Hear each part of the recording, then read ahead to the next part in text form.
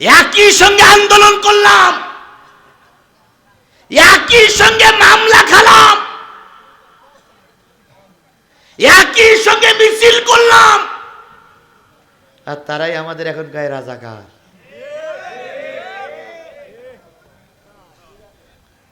মেলে নিজের শত্রু নিজের ঘরের ভিতর। হায় রে আল্লাহ, কার জন্য এত কিছু করলাম? 17 বছর সংসার করি, এখন আর আমার দেখতে পাইতেছে না।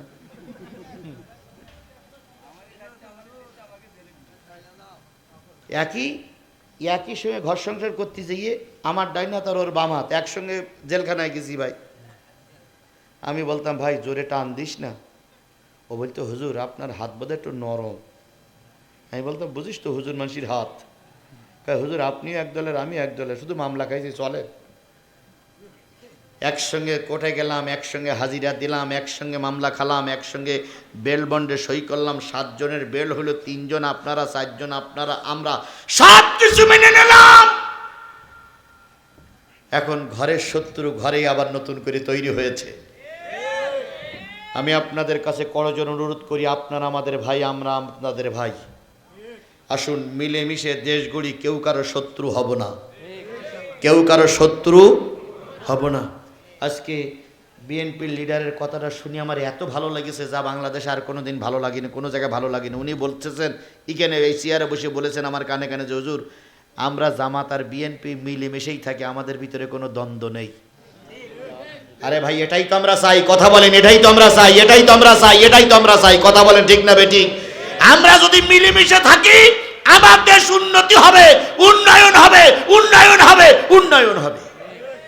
একে অপরের শত্রু হয়ে আমরা দেশে দাঁড়াবো না ইনশাল্লাহ। কেউ খবরদার কেউ কারোর বিরুদ্ধে বিষাদগার করবেন না। তারা আমাদের ক্ষতিগ্রস্ত ভাই, আমরাও ক্ষতিগ্রস্ত ভাই। 4টে পরিচয় থাকার পরেও সে বিরোধী দলের ভূমিকা পালন করার জন্য দাঁড়িয়ে গেল।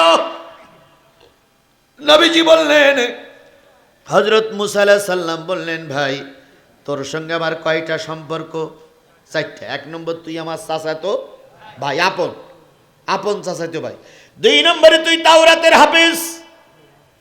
3 নম্বর তুই আপন ভগ্নিপতি। 4 নম্বর তুই মুসলমান। তুই কাফের না, মুশরিক না, আমার বিপক্ষে দল করবি। তখন এই লোকটি বলল আপনি যতই ফতোয়া দেন আপনার বিরুদ্ধে আমি একটা বিরোধী দল করব, আপনার ওই আইন আমি চালু করতে দেব না। মুসা কান্দে, আল্লাহ আমার শত্রুতা আমার দলের ভিতর থেকে বেরিয়ে আসতেছে। ফেরাউনের কুপকাত করলাম কিন্তু দলের লোক তো কুপকাত করা যায় না। এবার দল করতে গেলে 2টা জিনিস লাগে, একটা লাগে অর্থ, আরেকটা লাগে হলো লোক বল। 2টো জিনিস না হলে দল করা, এই কথা বলেন, 2টো জিনিস না হলে দল করা যায় না। এখন যে মিছিল মিটিং গুলো হয়, এই মিছিল মিটিং করতে গেলে কর্মীর প্রয়োজন, আর কর্মীরা এমনি এমনি যায় না, পিছনে কিছু দেওয়া লাগে। কি না দিলে কেউ যায়? তবে 2টো দলের 2 রকম পার্থক্য। একটা দল হচ্ছে তারা দলের পক্ষে মিটিং মিছিল করতে যায়, নিজের খায়, নিজের গায়ে, নিজের তেল কেনে, নিজে খরচ করে বাড়ি আসে। এরা কখনো নেতার কাছ থেকে 1 টাকাও নেয় না, বরং নেতারা বলে যে আজকের এই জনসভা করতে গিয়ে 50,000 টাকা খরচ, কেডা কি দেবা, ওখানে বসে যা চান্দা তোলে তাতে সেই জনসভার খরচের টাকা উঠে আসে।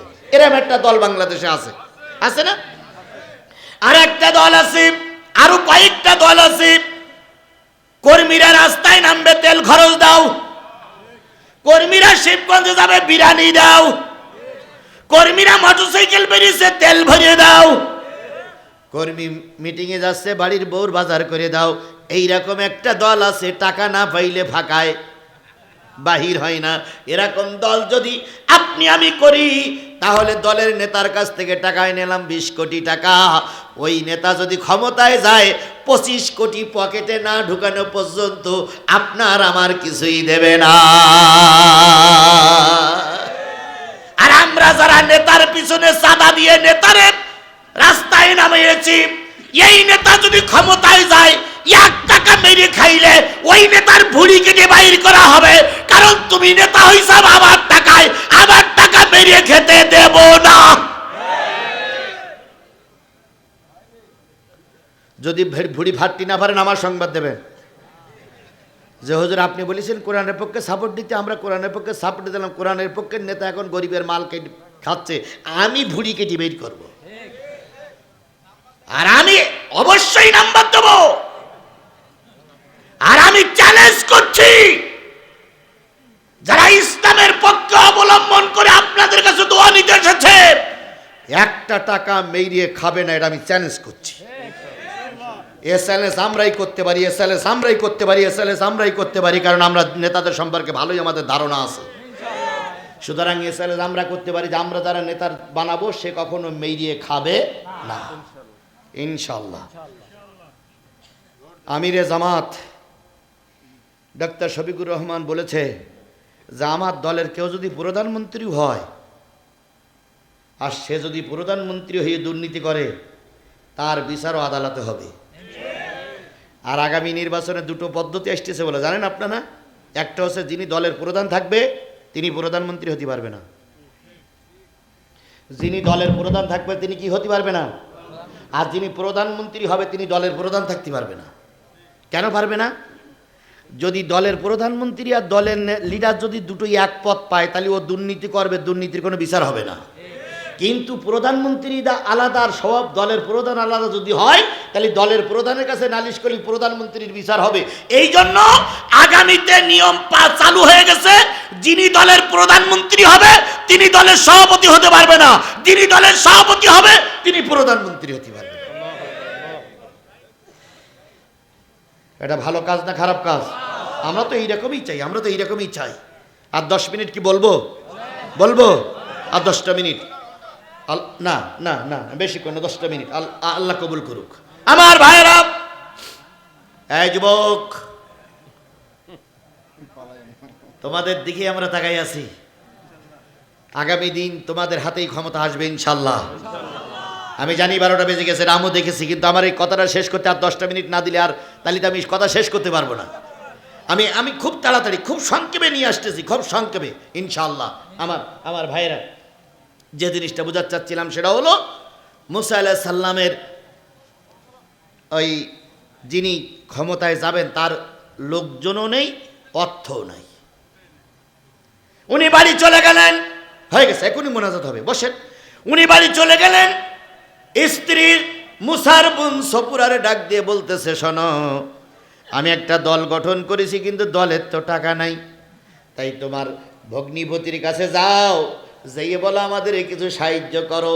যে সাহায্য মুসা করবে ওই সাহায্যের টাকা কিছু খাবো আর কিছু দলের পিছনে খরচ করব। কত বড় বদমাইশ, চিন্তা করে দেখেন। দল করবে মুসার বিরুদ্ধে, আবার মুসার কাছে চাঁদা, মুসার কাছে টাকা আনার জন্য যাচ্ছে। ভাই, আমি 12টা পর্যন্ত সময় দিয়েছিলাম বলি না না না, একদল লোক বলতে হুজুর আপনার কথা শেষ, আমাদের কথাও শেষ। আমি কথাটা শেষ করতে আর 10টা মিনিট টাইম দেবেন না আপনারা? তাহলে আপনারা, হ্যাঁ, যারা যারা যারা যারা উঠেছেন তারাও দাঁড়াই দাঁড়াই শোনেন, তবু চলে যাইয়েন না, ভালো ভালো কথা না ভাই। সবাই চলে গেলে সেই আল্লাহ নবী বলেছিল সবাই যদি পাথর চাপাতে মেরি দাও তো কলেমার দাওয়াত দেবো কার কাজ? তা সবাই যদি আমি চলে যাই তো ওয়াজ শোনাবো কার কাজ? ভাই, আমার কিন্তু একটা চরিত্র হইলো, আমার খাসলাত হইলো, আমি সবাইকে নিয়ে মোনাজাত করার জন্য চেষ্টা করি। হয়তো কিছু লোক চলে যায়, কিন্তু আপনারা এই সবাই যদি না থাকেন তাহলে আমার ওয়াজ চলবে না। এই জন্য আমি বুঝতেছি 12টা বেজে গেছে, আমি বুঝতেছি কাজের লোক, আর 10টা মিনিট আমার সময় দেন, আমি ওয়াজটা শেষ করি। ভাই, পাশের থেকে যে উঠবে তার একটু বলে কি বুঝান যে ভাই 10টা মিনিট একটু বসে, হুজুরি তো শেষ হয়ে গেছে। আমার ভাইয়েরা, দল করবে উনি মুসার কাছে গেছে টাকা আনতে। মুসা আলাইহিস সালাম দরদি মানুষ ছিল, বোনটার মুখের দিকে তাকাই কিছু টাকা দিল। টাকা দেওয়ার পরে কিছু টাকা খাইলো আর কিছু টাকা রেখে দিল। ওই টাকাটা সুদ খাটাইলো। সুদি আসলে এবার প্রশ্ন উঠতে পারে, সুদ দিল কেটা বা সুদ নিল কেটা? যে কায়দায় হোক, সুদ খাটাই হোক, আর চুরি করি হোক, আর ডাকাতি করি হোক, আর খুনুকুনি হোক, আর পরস্পর ঠেকাইয়ে হোক, বিরাট টাকার মালিক। এখন উনি একটা রাজনৈতিক দল করেছে, সেই দলটা মুসার বিরুদ্ধে। কের বিরুদ্ধে? হুজুরের বিরুদ্ধে, নবীর বিরুদ্ধে, আল্লাহর ওলির বিরুদ্ধে, আল্লাহর নবীর বিরুদ্ধে একটা দল গঠন করেছে। যেই লোকটা দল গঠন করেছিলেন মুসার বিরুদ্ধে, তার নাম হলো কারুন। না, হ্যাঁ কারুন, তার নাম হলো কারুন। কি নাম? আর মুসার একটা আপন ভাই ছিল, তার নাম হলো হারুন। আর যিনি দল গঠন করেছে মুসার বিরুদ্ধে, তার নাম কি? কারুন। এখন কারুনের বিরাট টাকার মালিক হয়ে গেছে। মুসা আলাইহিস সালাম সব দেখে আর চিন্তা করে টাকা পায় কনে। সুদখোরের টাকা কিন্তু দিন দিন বাড়ে না কমে? বাড়ে, শুধু বাড়তেই থাকে, শুধু বাড়তেই থাকে। এখন টাকা বেড়ে গেছে। মুসা আলাইহিস সালাম তো ডাইরেক্ট ঘোষণা করতে পারছে না তোর কাল্লা নেব। মুসা আলাইহিস সালাম বলল, শুনলাম তোমার অনেক টাকার মালিক হয়েছ, ইসলাম বলে টাকা বেশি হলে যাকাত দাও। ইসলাম বলে টাকা বেশি হলে কি দাও? যাকাত দাও। কারুনি যেহেতু মুসার সঙ্গে কয়টা সম্পর্ক? আপন ভগ্নিপতি, চাচাতো ভাই, তাওরাত কিতাবের হাফেজ, আবার মুসলমান, মুসার পিছনে নামাজও পড়ে। তাহলে বিরাট সম্পর্ক না? এ ভাই, এরম নামাজ আমাদের দেশে আছে না নাই? আছে। কারণ ডাক দিয়ে বলে কত টাকা যাকাত দিতে হবে? মুসা কয় তোমার তো কিছুই ছিল না, আল্লাহ তোমার অনেক কিছু দিয়েছে, যা দিয়েছে আল্লাহ তারে 2 ভাগের 1 ভাগ যাকাত দাও। কারণ তখন রেগে মেগে বলতেছে, হুজুর ফতোয়া দিতে তার পয়সা লাগে না, কিন্তু টাকা আয় করতে গেলে গার ঘাম পানি করা লাগে। যাকাত দাও, অর্ধেক যাকাত দাও। অর্ধেক আমি যাকাত দিতে পারবো না, আল্লাহরে বলে আল্লাহ যেন একটু কমাই দেয়। তো মুসা জিয়ে তুর পাহাড়ে যেয়ে বলতেছে, আল্লাহ আমার এই ভাইটার মন বড় শক্ত, এত টাকা যাকাত দেবে না, একটু কমাই দাও। আল্লাহ বলতে, যাও 4 ভাগের 1 ভাগ দিতে বলো। তো মুসা এসে বলতেছে, ভাই রে তোর জন্য আল্লাহর কাছে অনেকক্ষণ বোঝাপড়া করেছি, করার পরে আল্লাহ দরদ হয়েছে। আল্লাহ বলেছে 4 ভাগের 1 ভাগ, 4 টাকা থাকলে 1 টাকা দান করো, 3 টাকা তোর থাকবে। কারণ তখন বলিস আল্লাহ যখন দরদ হয়েছে, আল্লাহ যখন দয়া হয়েছে, আরো দয়া হতে পারে, তুমি আবার যাও। মুসা আলাইহিস সালাম আল্লাহর পয়গম্বর আবার গেছে, যে বলতে, আল্লাহ তোমার কাছে বারবার আসতেও আমার লজ্জা করে, তারপরে ও লোকটা শোনে না, আবার আইসি, আল্লাহ তুমি আমার একটু কমাই দাও। আল্লাহ বলছে, যাও 10 ভাগের 1 ভাগ, 10 টাকা থাকলে 1 টাকা দেবেন, 9 টাকাও থাকবে। তো এই মুসা আলাইহিস সালাম বলতে, ভাই রে তুই দেখ আল্লাহ তোর পরে কি দয়া করিস, 10 টাকাতে 1 টাকা দে, আর বাকি 9 টাকা তুই রাখ। তখন বলতে, আল্লাহর কাছে আবার যাও। মুসা বলতে, কতবার পাঠাবি তুই আমার? আর তুমি যখন যাকাতের আইন ফর্মুলা জারি করেছ, যেই জাকাত চাও। মুসা আলাইহিস সালাম যায় আর আসে, যায় আর আসে, যায় আর আসে, এভাবে করতে করতে শতকরা 2.5% জাকাতের নির্ধারণ হয়ে গেল। এবার আল্লাহ হুকুম জারি করলেন, মুসারে আর আসতে পারবা না, এইবারই শেষ। মুসা আলাইহিস সালাম এসে বলতে, ভাই শোন, আল্লাহ লাস্ট ওয়ার্নিং দিয়ে 2.5% করে দিয়েছে, আর এতে কোনো শর্টকাট চলবে না, তোর 2.5 টাকা জাকাত দেওয়া লাগবে 100 টাকায়। কারণ বলতেছে, আমার একটু হিসেব করতে সময় দাও। কয়দিন? কয় সপ্তাহখান। সপ্তাহখান পরে এসে বলতেছে, আমি হিসেব করে দেখলাম 2.5 টাকা জাকাত দিলে যা জাকাতের টাকা হবে, 12 বছর 12,000 কর্মচারী যদি 1 বছরের জাকাতের টাকা দেয়, জাকাতের টাকা দিয়ে শেষ হবে না। আমি কারণ ঘোষণা করলাম জাকাত দিতে পারবো না, পারলি তোর আল্লাহ জাকাত আদায় করে নেক। নাউজুবিল্লাহ বলা সহজ, কিন্তু এই কথাটা মেনে চলা বড় কঠিন। আল্লাহ যদি পারে তাহলে কি আদায় করি নেক? জাকাত আদায় করে নেক। মুসা আলাইহিস সালাম বললেন, তুই তাহলে বারবার আবার পাঠালি কেন? মুসার রাগ বেশি না কম? 1 বক্সিনী ফেরাউনির 1 লোকের মারা লোক বলো সেই মুসা, তুই বারবার পাঠালি কেন? পাঠাইছি, আমার মত মতন হয়নি, জাকাত দেব না। মুসা আলাইহিস সালাম কয়, আমার লোকদের নিয়ে, জনবল নিয়ে তোর কাছ থেকে জাকাত আদায় করি, গরিবীর দেব, কারণ কাই থেকে নেব। দুইজনের সঙ্গে দ্বন্দ্ব চরম আকার ধারণ করলো। দুইজন ছিল কিন্তু এক জোটের লোক, এক ঘরের লোক।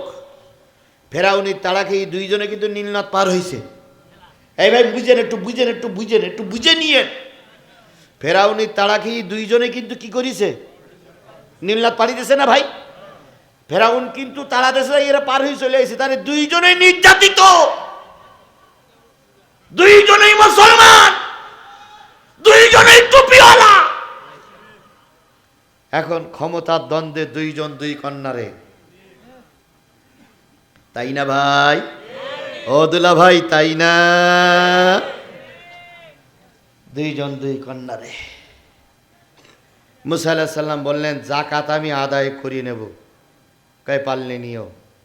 কারণ চিন্তা করলে যদি মুসারে সুযোগ দেই, মুসা একসময় আমার বিরুদ্ধে রাজনৈতিক দলের ছত্রছায়ায় বিরাট একটা কিছু হয়ে যাবে, মুসারে ঠান্ডা করতেই হবে।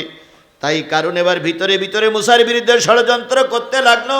শেষ পর্যন্ত গ্রামের ভিতরে যেয়ে একজন মহিলা খুঁজে বের করলো, যেই মহিলার 5 বছর আগে স্বামী মারা গেছে, কিন্তু শরীর স্বাস্থ্য ভালো। ওই মহিলা যেয়ে বলতেছে একই মুসা, একই আল্লাহ, একই মুসা নবী, আমরা এক দলের লোক ছিলাম, ফেরাউনির দাবড় খেয়ে 2 জন পাড়ি দিলাম, কিন্তু এখন মুসার আমার কথা শোনে না, মুসার সঙ্গে আমার দ্বন্দ্ব হয়ে গেছে, একটা বিধান চালু করা না করা নিয়ে জাকাত। এখন তুমি যদি একটা সাক্ষী আমার পক্ষে দিতে পারো, আর আমি যদি জিতে যাই, মুসা যদি হেরে যায়, তোমাকে আমি অনেক পুরস্কৃত করব। মহিলা বললেন কি সাক্ষী আমাকে দিতে হবে? ওই কারণ তখন বলতেছে তোমাকে ওই রাজ দরবারে যেয়ে সাক্ষী দিতে হবে, ওই মুসা তোমার পেটে একটা বাচ্চা, আর ওই বাচ্চার জন্মদাতা মুসা হুজুর। ও ভাই ভালো করে বোঝেন, একই ফেরাউনি তাড়া খেয়ে 2 জন পালাইলো, একই ফেরাউনের মার খেয়ে 2 জন নদী পার হইল। এখন ক্ষমতায় যাবা না যাবা, রাজনীতিতে টিকে থাকা না থাকা, দেশ গঠন করার জন্য ক্ষমতা নেবা না নেবা নিয়ে একজন আর একজনের বিরুদ্ধে ধর্ষণের মামলা দিয়েছে। এর নাম কি হুজুর? তাহলে এরাম হচ্ছে কে? ক্ষমতা, জি এর নাম ক্ষমতা। মহিলা বলল ভাই কি বলতে চাও? উনি একজন আল্লাহর পয়গম্বর, উনি একজন আল্লাহর নবী, আমি তার বিরুদ্ধে ধর্ষণের মামলা দেওয়া, সে হুজুরিতে আমি তো কোনোদিন দেখিনি। কয় দেখা লাগবে না, তুই যেই শুধু মঞ্চে বলবি হায় হুজুর আমার ঘরে গিয়েছিল আর সেখান থেকে আমি পেটে বাচ্চা, তো বলছে আমি বলবো কি করে? তোর বলাই লাগবে। মহিলা তো মোটে শিকার হয় না, শেষ পর্যন্ত 1 বস্তা টাকা নিয়ে বলে এই তোর টাকা থাকলো, আমার লোক আসবে, তুই ময়দানে যাবি, যে হুজুরের বিরুদ্ধে সাক্ষী দিবি, হুজুর তোর পেটে বাচ্চা দেশ। মহিলা টাকার লোভে হোক আর যে কোনো একটা কারণ হোক, মহিলা খানিকটা সম্মতি দিছে। সকালবেলা কারণ লোকজন পাঠাইছে যে অমুক গ্রামের ভিতরে এক মহিলা আছে, ধরে নিয়ে এসো মঞ্চে ধরে নিয়ে আসলো। সমাবেশ শুরু হয়েছে। মুসা আলাইহিস সালাম 2টো বিষয় ওয়াজ করবেন, একটা হলো জাকাত আর একটা হলো জেনা।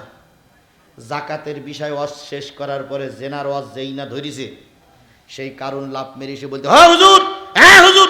দাঁড়ান, কি আপনি তো জেনার বিরুদ্ধে ওয়াজ করতেছেন, জেনা যদি আপনি করেন, জেনা যদি আপনি করেন তাহলে কি হবে? হুজুর তখন বলতেছে আমি বিবাহিত, জেনা আমি করলে আমার বুক পর্যন্ত পুঁতে মারতে হবে। এটা তো কোরআনের ফতোয়া। এই কি বলেন, এটা কিসের ফতোয়া? কোরআনের ফতোয়া। তাই যদি হয়, কই সেই মহিলা, কই সেই মহিলা, কই সেই মহিলা? সূরা কাসাস পড়েন, বাড়ি যেয়ে পড়েন, মহিলা ওঠে না, দালালেরা ধরিয়ে সামনে নিয়ে আসলো। কারণ মঞ্চে দাঁড়াই বলতেছে দেখো দেশবাসী, লক্ষ জনতা দেখো, এই মহিলার 5 বছর আগে স্বামী মারা গেছে, এই মহিলার পেটে বাচ্চা। আর ওই মহিলার কাছে গতকালকে শুনে দেখলাম, ওই মহিলা বলল ওই বাচ্চার জন্মদাতা তোমার গায়ে ওয়াজ করা হুজুর। যে হুজুর এতক্ষণ ওয়াজ করতেছে, যে হুজুর কোরআনের আইন চালু করার কথা বলতেছে, যে হুজুর তাওরাতের আইন দিয়ে সমাজ পরিচালিত করার কথা বলতেছে, ওই হুজুর এই মহিলার পেটে বাচ্চা দিয়েছে।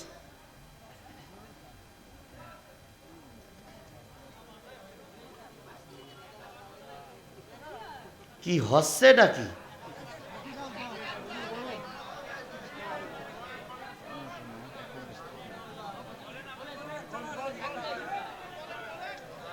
আচ্ছা আপনারা, আমরা যাওয়ার পরে যা পারেন করবেন, আমার কিন্তু তো মোনাজাতটা করতে দেন ভাই।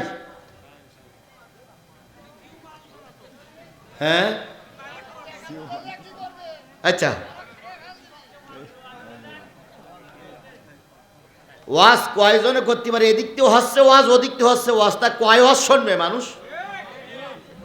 আমার ভাইরা, আমার ভাইরা, মুসা আলাইহিস সালাম এই অবস্থা দেখে সমস্ত লোক বিশ্বাস করতে বাধ্য হইল যে এই কাজটাই কে করেছে?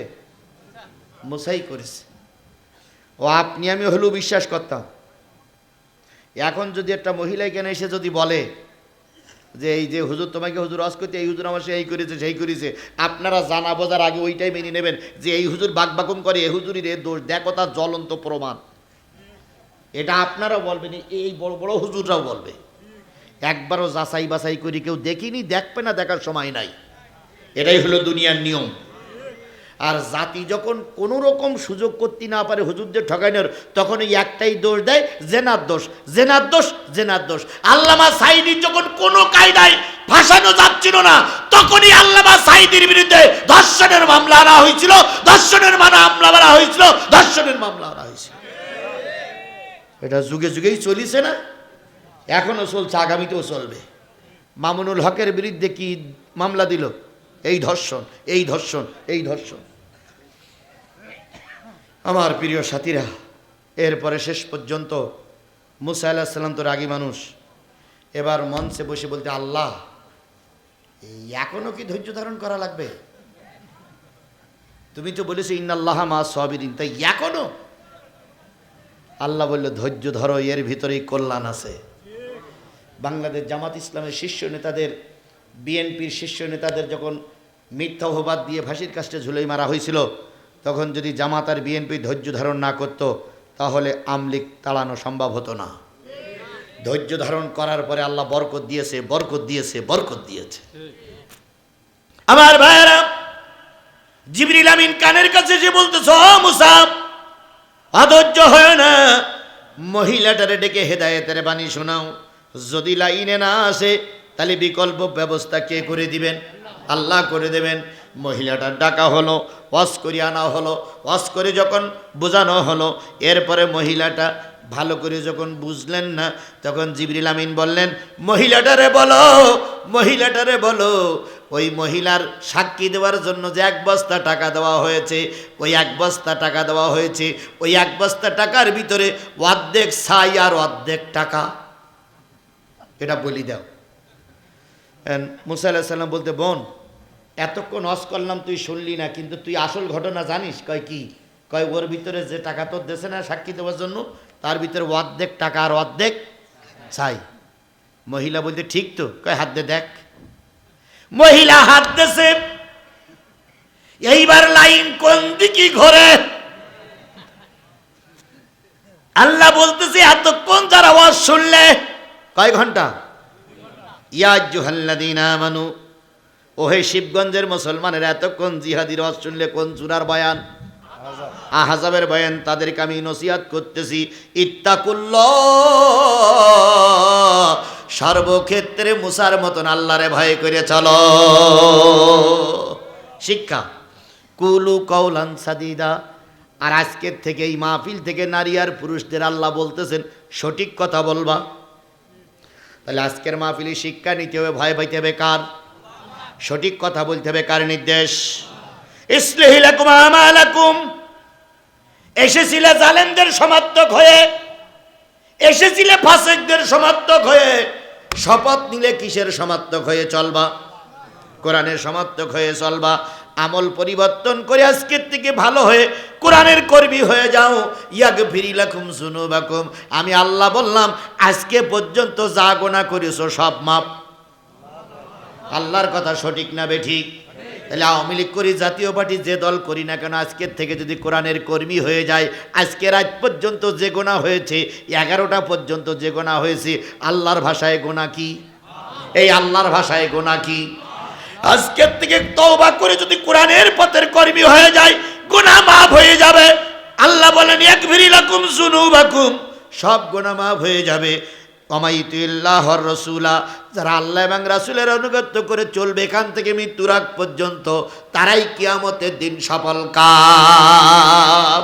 তাহলে বিশাল জনগণের কাছে আমি কি এই মর্মে শপথ নিতে পারি যে যতদিন বেশি আছি আর কোনো রামপন্থী বামপন্থী দলের সাপোর্ট করব না, যতদিন বেশি আছি কোরআনের সাপোর্ট করব? কারা কারা এই মতে একমত? একটু হাত তুলে দেখান তো, কারা কারা এই মত? নারে তাকবীর, লিল্লাহে। ধর মাটি কারণে ধর ধর, ধরল হাঁটু পর্যন্ত, কোমর পর্যন্ত, বুক পর্যন্ত, শেষ পর্যন্ত সবটাই কারণের মাটির ভিতরে চলে গেল। সব কোথায় চলে গেল? মাটির নিচে। ওই কারণের আর সম্পদ ভোগ দখল করা হলো না। হযরত আবু হুরায়রা বলতেছে, ইয়া রাসূলুল্লাহ, এখন কি অবস্থা? নবী বললেন, এখনো যেতেই আছে। উঠবে কখন? কয় কিয়ামতের দিন নবী যখন দোয়া ফিরাই নেবে তখন। সুতরাং এইটা যদি নবীদের দোয়া কাজে লাগে, সাবধান সাবধান সাবধান। সবাই মিলে সূরা ফাতিহা পড়েন। একটা লোক উঠবেন না, যত উঠেছেন সূরা ফাতিহা, ইখলাস, দুরূদ শরীফ সবাই মিলে পড়েন, সবাই মিলে পড়েন, সবাই মিলে পড়েন। একটা লোক যেন না ওঠে, একটা লোক যেন না ওঠে। দাঁড়া না, শোনেন, আজকে বিশেষ দলের একজন মহিলা নেত্রী, তিনি, তার নাম হলো সানজিদা ইসলাম তুলি। তিনি একজন দলের পদপ্রার্থী, আগামীতে পদপ্রার্থী। তিনি এক জায়গায় জনসভা করতে যেয়ে বলেছেন, একজন মানুষের ক্ষেত্রে 4টে বিবাহ করা যাবে, এই অধিকার কি আমরা বোনেরা কাউকে দিয়েছি? উনি নারীদের কাছে প্রশ্ন করেছেন। নারীরা যারা বোঝে না তারা বলেছে না, দেয়নি। তখন উনি বলেছে, এই সমাজ আমরা চাই না। আচ্ছা, আপনারা বলুন, কোরআন শরীফে সূরা নেসায় কি কথা বলা আছে যে একজন পুরুষ প্রয়োজনে 4টি বিয়ে করতে পারে? এটা কি বলা আছে? এটা কার কথা? আরো জোরে। তাহলে আল্লাহর বিধান যদি কোনো নারী বা যদি কোনো পুরুষ পরিবর্তন করতে চায়, সে যেন স্বয়ং আল্লাহর সঙ্গে যুদ্ধ ঘোষণা করলো। এই কথা বলেন ঠিক না বেঠিক? তবে হ্যাঁ, যদি কেউ 7 করে 4টি বিয়ে করে, অথবা বিয়ে করে 4টির হক যদি আদায় করতে না পারে বা আদায় না করে, তার জন্য 4টি বিয়ে করা একসঙ্গে জায়েজ নাই। এটা বুঝতে হবে। এই জন্য যে বোন বলেছেন, আশা করি তিনি তওবা করে ফিরে আসবেন। যদি তওবা করে ফিরে না আসেন, আল্লাহর কাছে আপনাকেই কৈফাত দিতে হবে।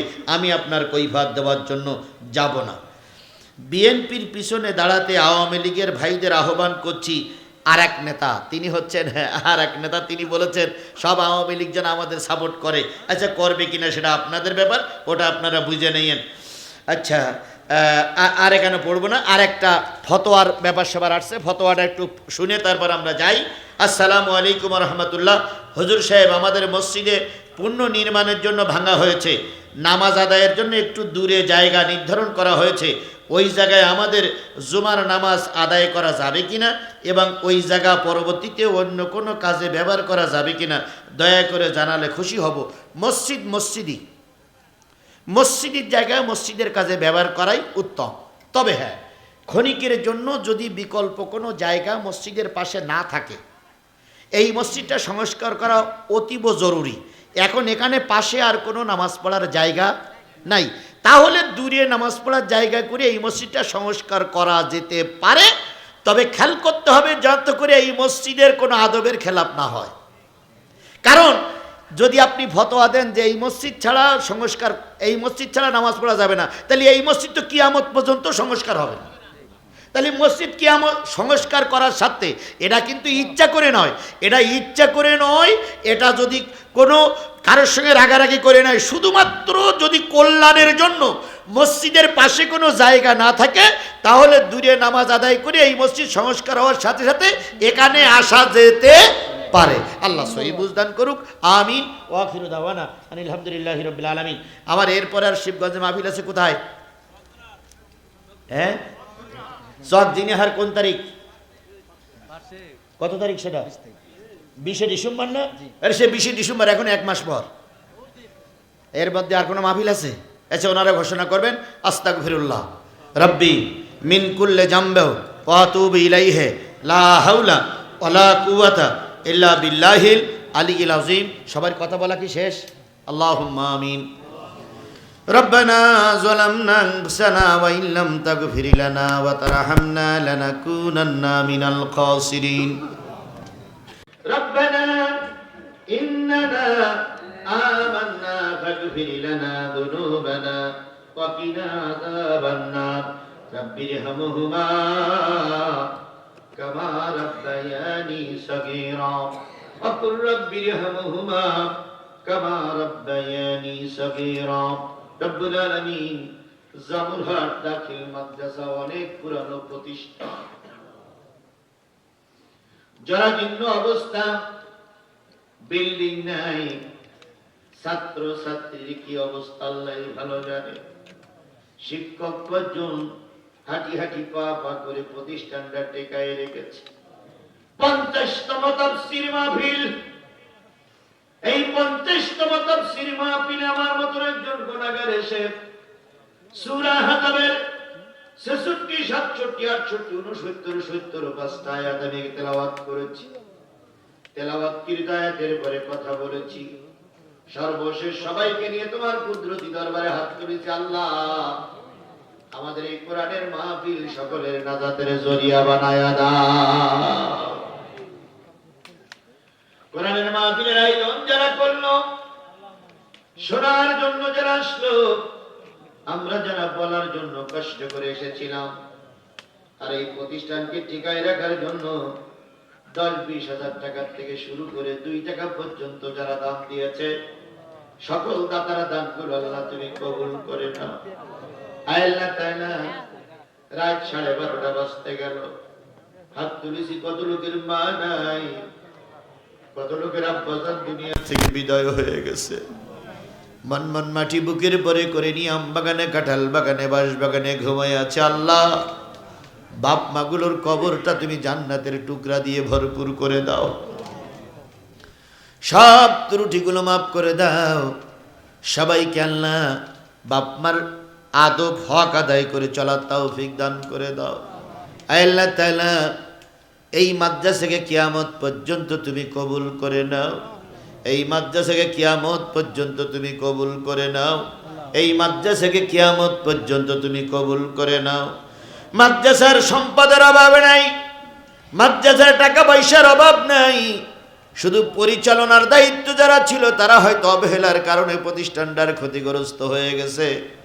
আগামীতে যারা প্রতিষ্ঠানের পরিচালনা দায়িত্ব নিয়েছে, আল্লাহ সুষ্ঠুভাবে পরিচালনা করে এই প্রতিষ্ঠান মান সম্মান ইজ্জত দিন দিন বাড়ায়া দাও।